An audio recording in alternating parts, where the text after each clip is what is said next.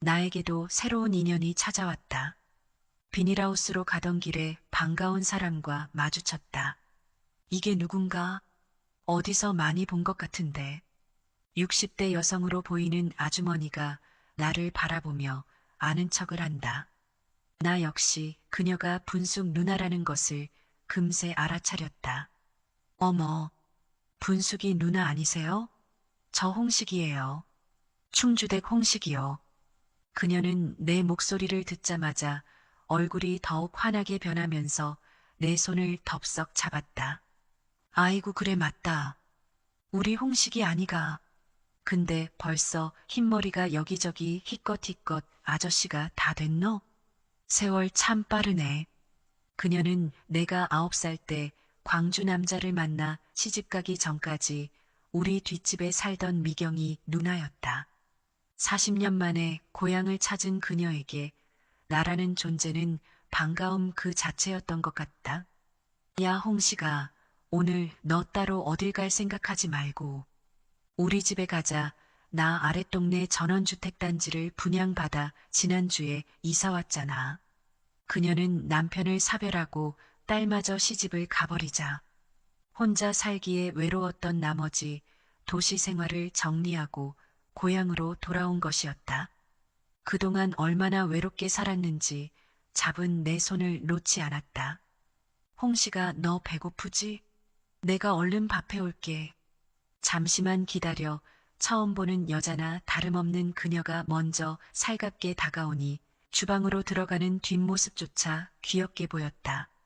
구수한 된장국과 시골 냄새가 흠씬 풍기는 산나물로 나는 오랜만에 포식을 했다. 피곤하면 좀 누워도 된다. 저기 황토 찜질방도 있으니. 그녀는 그동안 어떻게 지냈는지, 애들은 몇 살인지, 마을이 어떻게 변했는지 이것저것 많은 얘기를 나누었다. 그런 와중에 내가 돌싱이라는 것도 자연스레 밝히게 되었다. 홍씨가 저, 왜 무슨 부탁할 말이라도 있어? 괜찮으니 말해봐. 내가 되묻자 그녀는 더욱 난처한 표정을 지었다. 아니, 그냥 너 오늘 여기서 자고 가면 안 돼? 여기서? 누나 혹시 혼자 자니까 무서워서 그런 거야? 그녀는 대답 대신 고개만 끄덕였다.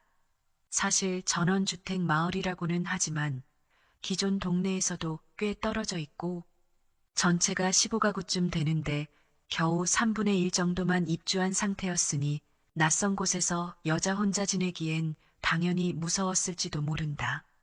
그래, 무서우면 내가 여기서 자고 갈게. 어차피 집에 가봐야 아무도 없으니까 내가 자고 가겠다고 하니 그녀는 갑자기 얼굴이 밝아지더니 얼른 저쪽 방으로 가서 이불을 가져왔다. 이후 두 사람은 빠르게 서로에게 끌리기 시작했다. 처음 만났던 그날 이후로 분숙 누나와 나는 자주 연락을 주고받았다. 하루하루가 지나면서 우리의 대화는 더욱 깊어졌고 서로의 이야기에 귀를 기울이는 시간이 늘어났다. 분숙 누나는 나에게 가족 이야기, 어릴 적 추억, 그리고 그녀가 고향으로 돌아오게 된 사연을 털어놓았다. 그녀의 목소리에는 그리움과 동시에 새로운 시작에 대한 희망이 담겨 있었고 나는 그런 그녀의 이야기에 마음이 움직였다. 반면 나는 나의 지난 날과 돌싱이라는 현실을 이야기하며 지금의 삶이 얼마나 힘들었는지 설명했다. 그녀는 그런 나를 따뜻하게 감싸주며 홍씨가 괜찮아. 혼자 하는 것보다 함께 하는 게 더 좋지. 라고 말해주었다. 그 한마디는 내 마음속에 깊이 새겨졌다. 우리는 가까운 시일 내에 만나기로 했고 분숙 누나의 새 집에서 저녁을 함께 하기로 했다. 나는 그녀의 요리를 기대하며 설레는 마음으로 집을 나섰다. 그녀는 정성껏 차린 밥상 앞에서 나를 기다리고 있었다. 그날 저녁 따뜻한 된장국과 고소한 산나물 무침, 그리고 누나가 직접 만든 김치가 한가득 차려진 식탁은 아늑하고 포근한 분위기를 자아냈다. 우리는 서로의 이야기를 나누며 한없이 웃고 서로의 존재를 소중히 여기게 되었다. 정말 맛있어, 누나. 당신의 요리 솜씨가 이렇게 뛰어난 줄 몰랐어요. 나는 감탄하며 말했다. 그럴 리가. 당신이 맛있게 먹어주니 더 기쁘네. 그녀는 밝은 미소로 답했다. 그 미소를 보며 내가 느끼고 있던 외로움이 조금씩 사라지는 것 같았다. 식사를 마친 후 우리는 함께 소파에 앉아 TV를 보거나 음악을 듣기 시작했다. 그 순간의 정적 속에서 서로의 눈빛이 마주쳤고 내 마음속에 작지만 강한 떨림이 일어났다. 홍시가 앞으로 자주 이렇게 같이 시간을 보내면 좋겠어. 분숙 누나가 내게 말했다. 그래, 누나. 나도 그래. 이렇게 좋은 시간을 함께 할 수 있다는 게 정말 소중해. 나의 새로운 인연이 바로 그녀이다. 내가 아내와 만난 지도 어느덧 20년이 흘렀다. 28살에 군대를 제대하고 작은 중소기업에서 5년 정도 일한 후 아버지의 권유로 시골로 내려와 비닐하우스 농사일을 시작할 때였다. 그때는 일이 많지 않아 남는 시간이 넉넉했다. 그래서 나는 일시간여 떨어진 시내로 나가 거의 종일 친구들과 당구장에서 노는 게 내 일상이었다. 그러던 중 친구 녀석 중 하나가 요즘 남자들 이발소 다니는 사람이 어딨냐 며 나를 촌놈이라고 놀렸다.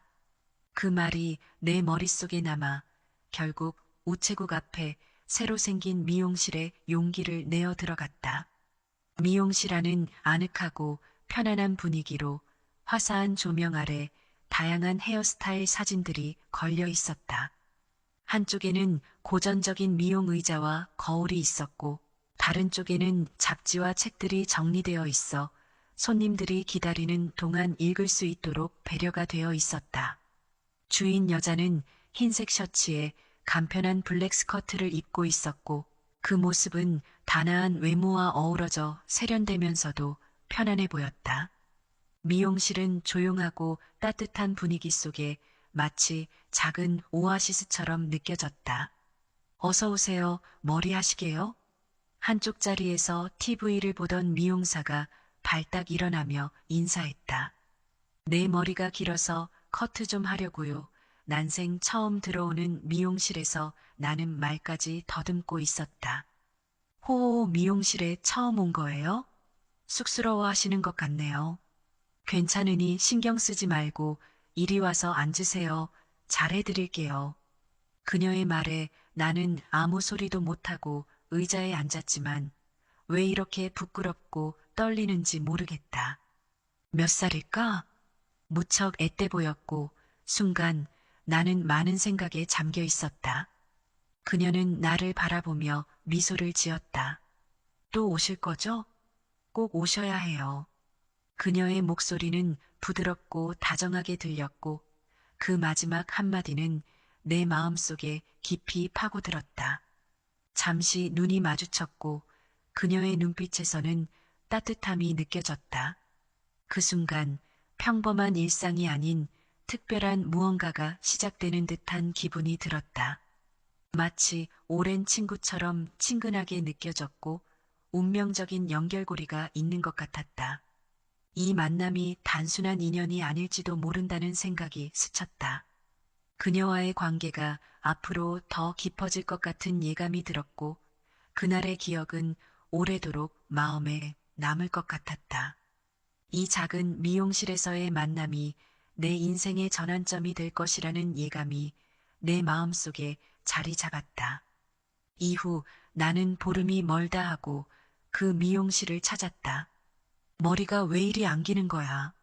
거울 앞에 서서 머리 길이에 신경을 쓰기 시작한 나였다. 매번 가는 길도 그녀를 만날 기대감으로 가득 차 있었다. 그러던 어느 날 점심시간이 다 되어갈 무렵 미용실에 도착했지만 그녀의 모습은 보이지 않았다. 아, 오늘 쉬는 날이구나. 아쉬움이 밀려오며 돌아서는데 그때 뒤에서 들리는 익숙한 목소리. 어머, 아저씨 안녕하셨어요? 그녀는 미용실의 주인이었다. 오늘 쉬는 날인 줄도 모르고 와서 허탕만 쳤네요. 오랜만에 얼굴 보려 했는데 이렇게라도 보네요. 하. 그녀는 살짝 웃으며 말했다. 그러자 뜻밖에도 그럼 아저씨 나 밥 좀 사주세요. 라고 하였다. 내 마음은 뛸 듯이 기뻤다. 아저씨는 결혼하셨어요? 양봉 사업은 잘 되시나요? 밥을 먹으며 그녀는 궁금증을 쏟아내기 시작했다. 나는 비닐하우스를 운영한다고 하자 그녀는 드라이브를 하고 싶다며 우리 동네에 가고 싶다고 했다. 그녀는 23살이었고 나와는 5년 차이가 났다. 함께 동네 한 바퀴를 돌아보자 이번에는 비닐하우스를 구경하고 싶다고 하였다. 여기는 밖이랑 완전 다른 세상이네. 근데 진짜로 덥네요. 비닐하우스 안에 들어간 그녀가 손바닥으로 부채질을 하며 말했다. 덥긴 덥죠.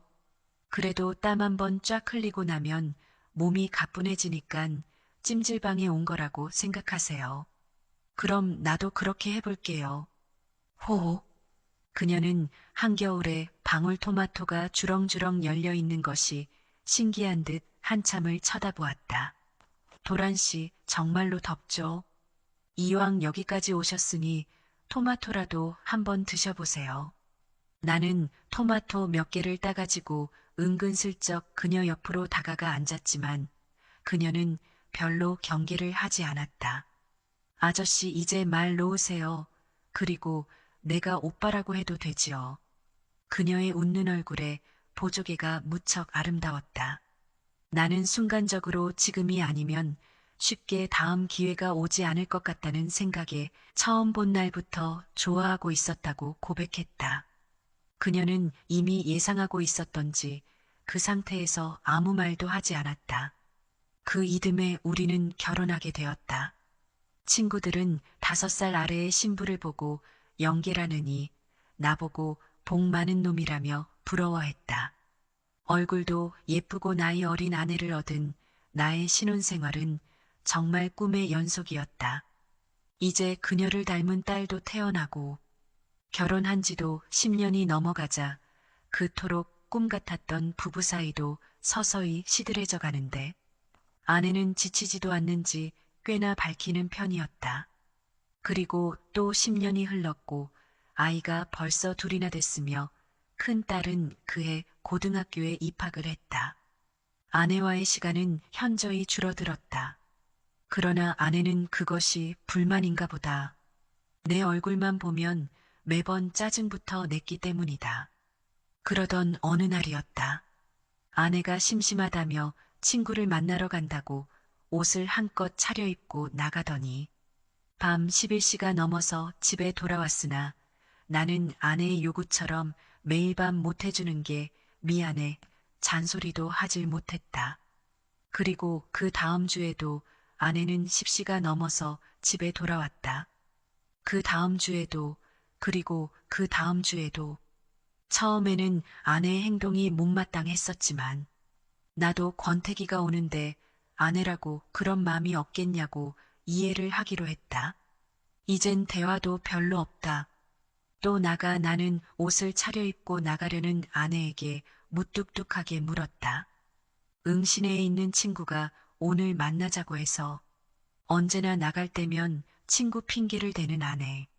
뭔가 수상함을 직감한 나는 아내 몰래 뒤를 밟았다. 헛! 저기는 왜 아내가 들어간 곳은 어느 조용한 주택가의 빌라였다. 약속 장소란 카페도 아니었고 친구네 집도 아니었다. 나는 잠시 머리가 혼란스러워졌다. 저기서 뭘 할까? 혹시 노름이라도 그렇다면 큰일인데. 틀림없이 남자를 만날 것이라고 생각했던 나는 머릿속이 정리가 되질 않았다. 그래서 아내가 나 올 때까지 빌라 입구에 주차를 하고 기다리고 있었는데 드디어 아내의 모습이 나타나는 것이었다. 나는 머릿속이 텅 비는 것 같았다. 아내의 뒤를 따라 한 남자가 나오는 그 남자는 다름 아닌 시내에서 부동산을 하는 아저씨였던 것이다. 결국 아내가 바람나서 이혼을 한 지도 벌써 3년째이다. 최근에 새로운 인연과의 관계가 한층 더 깊어졌어요. 그리고 얼마 전 그녀가 고백을 했습니다. 너랑 결혼하고 싶어? 술이 취해 이런 말을 했겠지만 그녀는 그 말이 나오고 나서도 자신의 감정을 숨기기가 너무 힘들다고 하더군요. 지금처럼 친구처럼 지내고 싶기도 하지만 가끔 힘들다는 그녀의 고백은 그만큼 마음이 복잡하다는 뜻이겠죠. 사실 그녀는 좋은 사람이고 웃는 모습이 정말 귀여워서 싫지는 않아요. 하지만 나이 차이가 마음에 걸립니다. 그녀가 너무 조심스럽게 다가오는 모습에서 진심이 느껴지기도 하고 고백받은 기분은 나쁘지 않았습니다. 그러나 그 나이 차이 때문에 제가 고민이 되더군요. 공개적인 연애나 결혼을 한다면 주변 반응이 어떨까 하는 걱정도 생겼습니다. 이런 상황에서 고민하고 있다면 공개 연애를 해보는 것도 하나의 방법이 될 수 있을 것 같아요. 서로의 마음을 확인하면서 진지한 관계로 발전할 수도 있겠죠. 그러나 반대로 지금의 관계를 유지하는 것이 서로에게 더 좋을지도 모릅니다. 그럼에도 불구하고 마음이 아프겠지만 거절하는 것도 한 가지 선택일 수 있겠고요. 결국 중요한 건 서로의 마음과 상황을 충분히 이해하고 존중하는 것입니다. 그녀의 진심을 헤아려 보고 지금의 관계가 어떤 방향으로 나아가길 원하는지를 솔직하게 이야기해 보는 것이 좋을 것 같습니다.